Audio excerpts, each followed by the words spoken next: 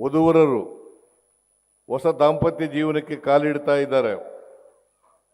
ಅವರಿಗೆ ಒಂದು ಕಿವಿ ಮಾತೇನಪ್ಪ ಅಂತ ಹೇಳೋದು ಬಯಸ್ತೇನೆ ಅಂತಂದರೆ, 1 ಅಥವಾ 2 ಮಕ್ಕಳು ಮಾಡಲಿಕ್ಕೆ ಪ್ರಯತ್ನ ಮಾಡಬೇಕು, ಅದಕ್ಕಿಂತ ಜಾಸ್ತಿ ಆಗಬಾರ್ದು.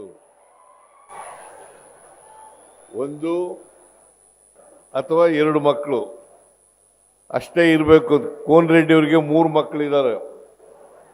ಅಂದರೆ ಆ ಕಾಲದಲ್ಲಿ ಏನ್ರಿ ಕೋನ್ ರೆಡ್ಡಿ, ಒಬ್ಬ ಗಂಡು ಮಗ, 2 ಹೆಣ್ಮಕ್ಳು, 3 ಜನ. ಓಕೆ, ಕಾಯ್ದೆ ಉಲ್ಲಂಘನೆ ಆಗೈತೆ. ನಿಮ್ಮ ಮಗ ಮತ್ತೆ ಸಹನಾ ಅವರು 2 ಮಕ್ಕಳು ಮಾತ್ರ, ಮ್ಯಾಕ್ಸಿಮಮ್ 2 ಮಕ್ಕಳು ಮಾತ್ರ ಇರಬೇಕು.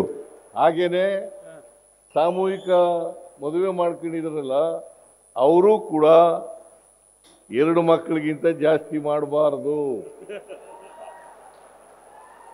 ಯಾಕೆಂದ್ರೆ ನಮ್ಮ ದೇಶದ ಜನಸಂಖ್ಯೆ ಇದೆಯಲ್ಲ, ನಾವು ಚೈನಾ ದೇಶವನ್ನು ಹಿಂದಕ್ಕೆ ಹಾಕಿ ಮುಂದೆ ಬಂದ್ಬಿಟ್ಟಿದ್ದೀವಿ ನಾವು ಜನಸಂಖ್ಯೆಯಲ್ಲಿ.